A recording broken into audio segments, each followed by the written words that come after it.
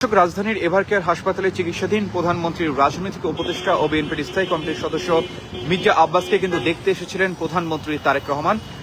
তিনি কিন্তু আজ দুপুর 2:20 হাসপাতালে পৌঁছান এবং এ সময় প্রধানমন্ত্রী মির্জা আব্বাসের শয্যার পাশে কিছুক্ষণ অবস্থান করেন এবং সার্বিক খোঁজ খবর কিন্তু নেন। এছাড়া শুধু তারেক রহমান নয়, মির্জা আব্বাসকে দেখতে কিন্তু হাসপাতালে এসেছিলেন বিএনপির মহাসচিব ও স্থায়ী সরকার সমবায় মন্ত্রী মির্জা ফখরুল ইসলাম আলমগীর, দলের জাতীয় স্থায়ী কমিটির সদস্য ডাক্তার আব্দুল মঈন খান, জাতীয় স্থায়ী কমিটির সদস্য সমাজ কল্যাণ ও মহিলা শিশু বিষয়ক মন্ত্রী অধ্যাপক ডাক্তার AZM জাহিদ হোসেন। এবং সেই সাথে আপনাদেরকে জানিয়ে রাখতে চাই যে ডাক্তার AZM জাহিদ হোসেন জানান যে মির্জা আব্বাসের চিকিৎসার খোঁজ খবর কিন্তু নিয়েছেন প্রধানমন্ত্রী তারেক রহমান এবং এ সময় তিনি মির্জা আব্বাসের পরিবারের সদস্যদের সঙ্গেও কিন্তু কথা বলেন এবং তার শারীরিক অবস্থার বিষয়ে বিস্তারিত জানতে চান এবং একই সাথে উন্নত চিকিৎসার জন্য মির্জা আব্বাসকে দ্রুত সিঙ্গাপুরে নেওয়ার প্রয়োজনীয় ব্যবস্থা নিতে কিন্তু পররাষ্ট্রমন্ত্রীকে পরামর্শ দিয়েছেন প্রধানমন্ত্রী তারেক রহমান। এবং সেই সাথে আপনাদেরকে জানিয়ে রাখতে চাই যে আজ সকালে বিএনপির পক্ষ থেকে জানানো হয় যে উন্নত চিকিৎসার জন্য সন্ধ্যা 6টায় মির্জা আব্বাসকে কিন্তু সিঙ্গাপুরের উদ্দেশ্যে যাত্রা করবে এয়ার অ্যাম্বুলেন্স, এমনটা কিন্তু বলা হয়েছিল। এবং সেখানে সিঙ্গাপুর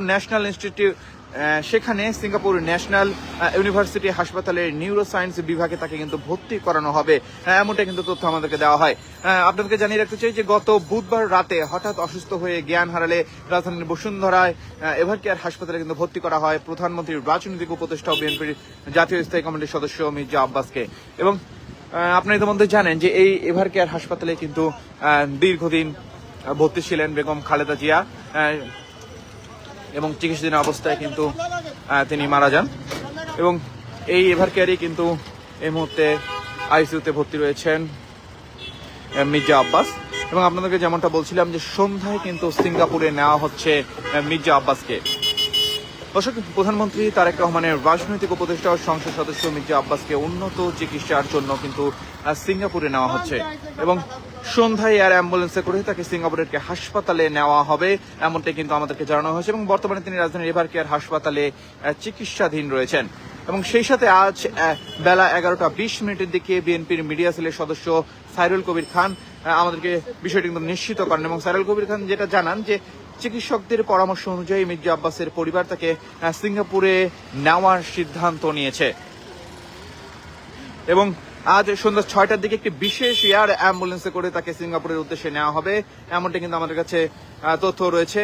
এবং সেখানে তাকে সিঙ্গাপুর ন্যাশনাল ইউনিভার্সিটি হাসপাতালে ভর্তি করার কথা রয়েছে। এবং সেই সাথে তিনি আরো জানান যে মির্জা আব্বাসের শারীরিক অবস্থার খোঁজ খবর রাখছেন বিএনপির ভারপ্রাপ্ত চেয়ারম্যান তারেক রহমান। তিনি ব্যক্তিগতভাবে চিকিৎসক ও পরিবারের সদস্যদের সঙ্গে কিন্তু কথা বলে চিকিৎসার বিষয়ে দিক নির্দেশনা দিচ্ছেন। সেই সাথে আপনাদেরকে আরো জানিয়ে রাখতে চাই যে গত বুধবার ইফতারের সময় হঠাৎ অসুস্থ হয়ে পড়েন মির্জা আব্বাস এবং তিনি কিন্তু জ্ঞান হারান এবং পরে গভীর রাতে তাকে রাজধানীর এভারকেয়ার হাসপাতালে উন্নত চিকিৎসার জন্য ভর্তি করা হয়।